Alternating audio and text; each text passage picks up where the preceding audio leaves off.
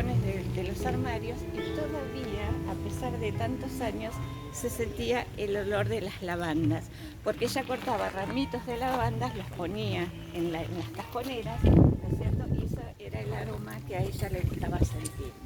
Hay muchas anécdotas con respecto a los gustos de Victoria por las plantas, y bueno, ahora vamos a ir recorriendo y vamos a ir contando. Acá vemos un álamo enorme y ahora nos vamos a meter. Es decir, Victoria expresaba muchas veces todos sus sentimientos a través de lo que le producía, ¿no es cierto?, la naturaleza. Y entonces, digamos, son los que dispersan naturalmente que las plantas crezcan en lugares que a veces nosotros no los hemos plantado o que no está a propósito puesta, pero que bueno, son los que dispersan naturalmente las semillas, y entonces eso también hace que el jardín tenga ejemplares que algunos se han plantado y otros han surgido de esa manera. Y igualmente que hay ejemplares jóvenes, ¿no es cierto? Hay ejemplares de muchos años y hay otros que son jóvenes que han venido precisamente de esa manera. Ahora vamos a llegar a la parte donde están las magnolias. Hay dos magnolias y que esas sí son de muchos años, o sea que ya tenemos las lavandas, los romeros, tenemos los laureles. Bueno, eso en los azareros, en las magnolias con sus aromas, pero era que a Victoria en sus solapas, siempre. Hay fotos de cualquier estación del año que ustedes la van a ver a Victoria, una de sus características eran sus anteojos con armazón. Hay una anécdota que se cuenta siempre, ¿no?, que es muy graciosa, que por ejemplo Borges, que era muy amigo de Bioy Casares, porque cuando se remata Villa Silvina, que la familia Urquiza no tuvo descendientes, entonces la casa se sale a remate, la compran Bioy Casares y Silvina Ocampo, la hermana menor de Victoria. Entonces Borges, que era muy amigo con Bioy, entonces venía, por supuesto, venía más a Villa Silvina que a Villa Victoria. Pero antes de que Silvina y Bioy se instalaran en esa casa, por supuesto Bioy vino varias veces a visitar a Victoria acá y se quedaba algunos días. Era muy simpática la relación entre Borges y Victoria, porque peleaban mucho, decía que nunca se ponían de acuerdo, pero que como se querían mucho, no, por supuesto no dejaban de tratarse, ¿no? Y siempre Borges decía que le debía a Victoria el hecho de haberle dado un lugar antes de ser él reconocido como autor. Victoria tenía un sentido muy especial para descubrir los talentos, ¿no es cierto?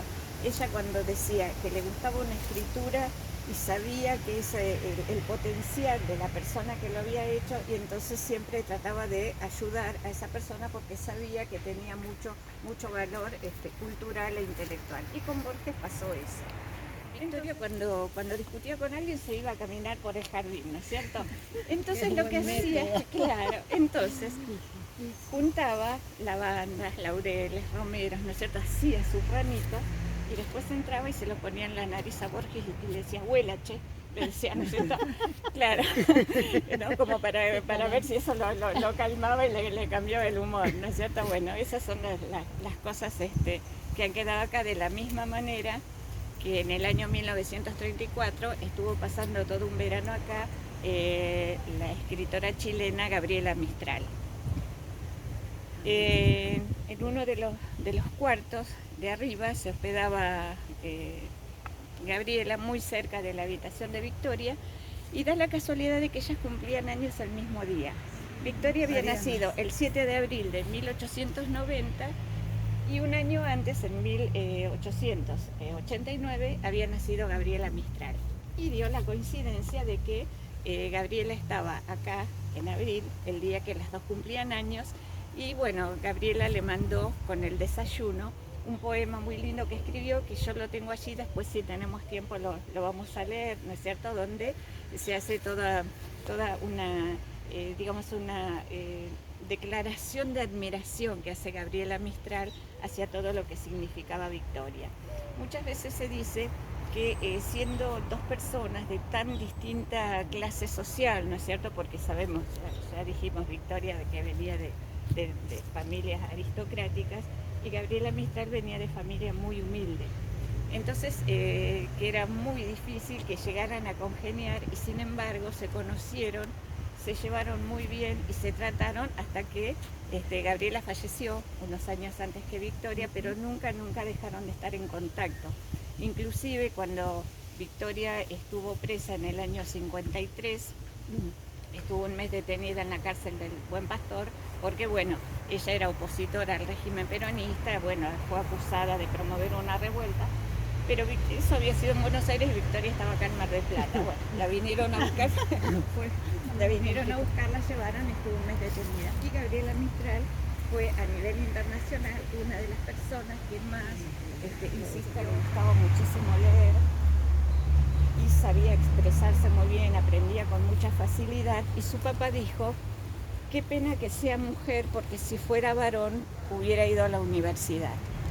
¿No es cierto? Entonces, claro, imagínense ustedes, Victoria, por ejemplo, nunca fue a la escuela, siempre tuvo institutrices en su casa, institutriz inglesa, francesa, e inclusive el hecho de que ella se manifestara en francés se debía a que cuando ella tenía 5 años, su familia hace un viaje a Europa, que se hacían esos, vieron esos, como se decía, se llevaba la vaca en el barco, ¿no es cierto?, para que los chicos tomaran leche fresca.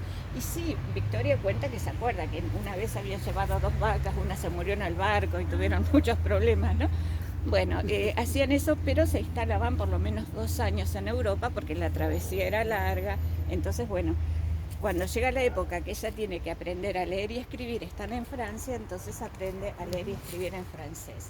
Después, por supuesto, cuando vuelve acá, tiene su institutriz inglesa, sigue con la francesa y, por supuesto, en nuestro idioma, ¿no?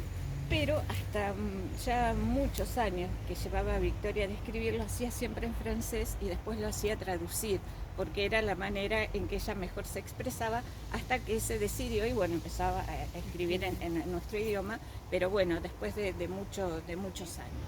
El contador de Victoria no había pagado unos impuestos, ella tenía un juicio muy importante, entonces la única manera de saldarlo era vendiendo aquella manzana que daba al día con los impuestos que debía, y entonces hizo donación de esta manzana junto con la propiedad a UNESCO junto con la casa de San Isidro. Pero ella daba la posibilidad de que si no podían mantener la casa de San Isidro, que es una construcción mucho más importante, es otro tipo de casa, ¿no es cierto? Vayan a verla, porque sí, es alucinante. Es hermosa, es toda de material. Bueno, entonces que se vendiera Villa Victoria y que con lo producido se mantuviera la casa de Buenos Aires. 2 años después que muere Victoria, la UNESCO decide rematar esta propiedad y que por suerte la compra la municipalidad, ¿no es cierto? Porque sinceramente había varios oferentes y muchos de ellos tenían la intención de tirar la casa y hacer otro tipo de construcciones acá en La Manzana. La compra la municipalidad y bueno, por suerte se puede mantener, ¿no es cierto?, con el centro cultural, y que por supuesto cuenta con la inestimable colaboración de la Asociación Amigos de Villa Victoria, que todo lo que se recauda se invierte en el mantenimiento de la casa, que realmente al ser una estructura tan frágil y de tantos años requiere permanentemente que se la esté cuidando, pintando y reforzando, porque es una construcción muy frágil. Y también tenemos la Sociedad de Horticultura, que después vamos a ver un cartelito, que mantiene los jardines a través de los cursos que dan, ¿no es cierto? Pero todo lo que se recauda también se invierte en la mantención de los jardines. Y hay, por ejemplo, si nos fijamos desde el frente de la casa hacia el jardín, hay 2 robles, 2 plátanos, 2 tilos, ¿no es cierto? Es como que se hacían de esa manera, ¿no? Que se iban plantando de esa manera. También tenemos esta palmera que es de muchos años. A Victoria le gustaban muchísimo las dalias y como en el verano es la época en que florecen, había muchas dalias, fundamentalmente de un color coloradas, anaranjadas y amarillas, que eran las que más le gustaban, y también las que son tipo japonesa, que son más chiquitas. Bueno, entonces la persona encargada de la casa todos los días traía dalias, ¿no es cierto?, para que siempre durante el verano hubiera dalias en la casa, sobre el piano, en el comedor, ¿no es cierto? Es decir, que fueran las flores que estaban siempre en los jarrones. A ella le gustaban muchísimo. Es así, por supuesto, otras flores también, pero las dalias en ese sentido eran sus favoritas. Bueno, acá seguimos recorriendo. Y es así como yo les decía, todos los cursos y todo lo que hace la Sociedad de Horticultura, por supuesto, lo vuelca en el mantenimiento del jardín. Por ahí hay que hacer algún trabajo especial, se instaló el riego por aspersión, por ahí el jardinero tiene que hacer algún trabajo en particular, entonces por supuesto. Una parte era solamente un alambrado y en el jardín estaba sobre el césped, en esos arbustos que se modelan con letras, y de ahí decía Villa Victoria. Así que yo tengo una foto de eso que después se las voy a mostrar, ¿no es cierto?, que indicaba que estaba la Villa Victoria acá. Típico de un diseño inglés, ¿no es cierto? Es como cuando nos paramos enfrente de la casa allá, cuando dimos la vueltita, o cuando damos la vuelta acá, que se puede ver perfectamente, ¿no es cierto?, la casa. Está diseñado como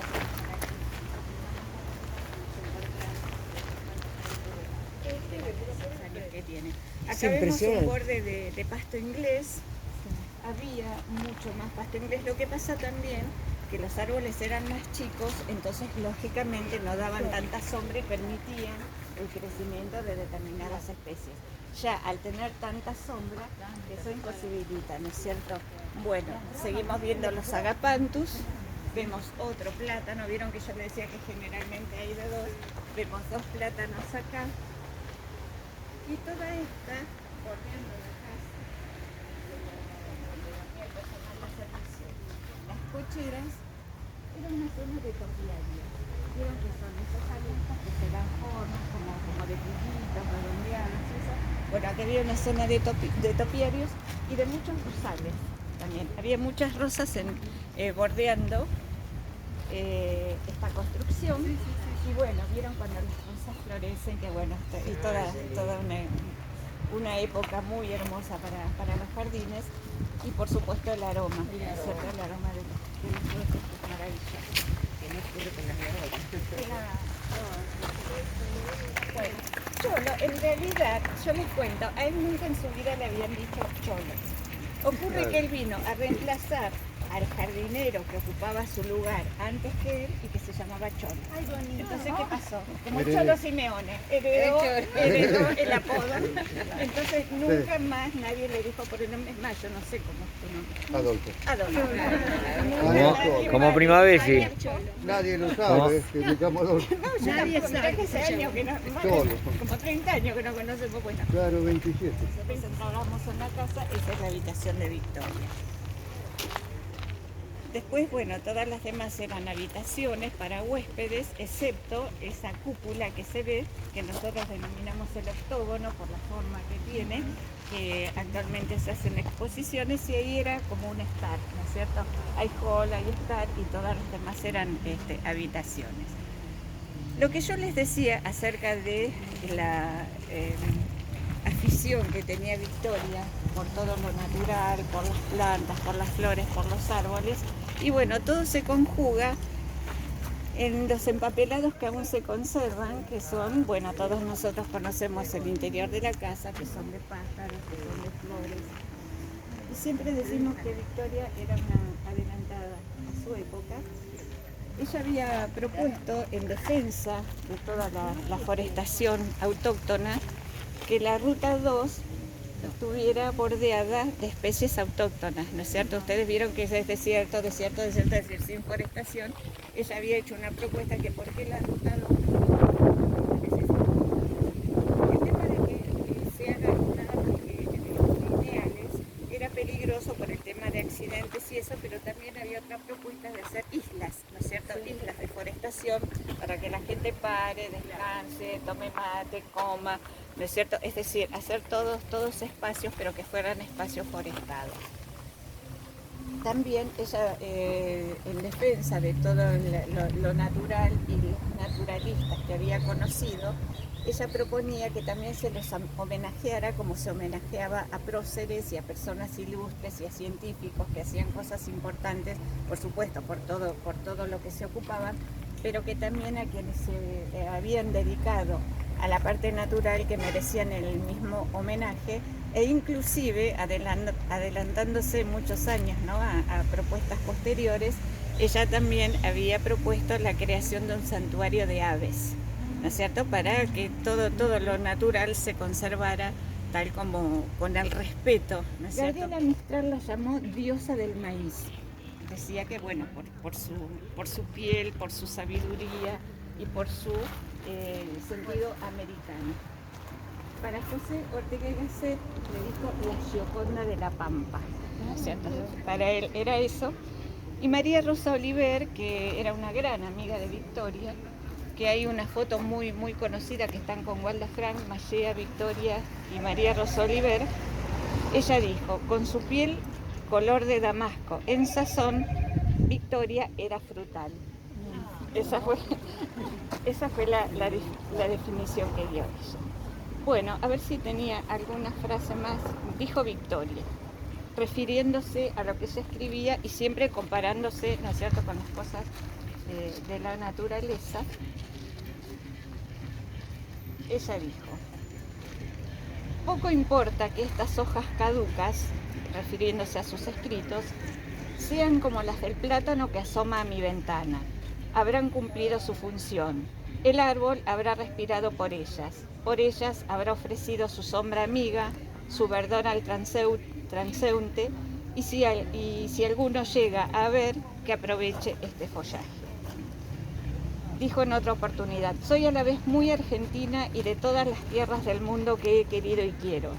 Soy muy apegada al terruño, a una barranca, a un río, a grandes árboles, testigos de mi infancia. Mi mundo no tiene ni quiere tener frontera. Siempre comparándose, ¿no es cierto?, con lo natural. Y en una carta que escribió a Ortega y Gasset, que era su gran amigo, el filósofo español, que fue el que le dio la idea de que la revista que ella publicó, que se llamara Sur, Waldo Frank insistió con ella y otros amigos para que hiciera la publicación de una revista literaria que comenzó a salir en 1931, y Ortega y Gasset desde España le dijo que el nombre de la revista para él tenía que ser Sur, y dice Victoria que a ella le pareció maravilloso ese nombre. En una carta que le escribe le dice, cada vez me gustan más las plantas y me siento más cerca de ellas y más feliz en su compañía. No hay estación en la que no esté mirando lo que pasa en la tierra, en mi jardín o en mis jardines. En la medida que iban pasando los años, y además Victoria tenía la costumbre de que cuando conocía a una persona inmediatamente le mandaba flores, ¿no es cierto? La presentación de ella era mandarle ramos de flores, y cuando fallecía alguna persona que ella había querido mucho y que había conocido y había tratado, ella enseguida escribía, ¿no es cierto?, acerca de esa persona, pero también siempre el recuerdo era acerca de los paisajes que habían visto, de los lugares que habían visitado, y generalmente ligado a los lugares naturales, a los sitios naturales, sea un lago, sea un bosque, sea un jardín, ¿no es cierto? Siempre los recuerdos de ella iban hacia esos lados, de la misma manera en que muchos la recordaron cuando ella murió, en los paseos por los jardines, el saber ella acerca de las plantas y de las flores, y el de ir describiendo, ¿no es cierto?, permanentemente todos sus jardines y todos los lugares donde a ella le gustaba estar. Mira los pichos como están de última moda ahora. Sí.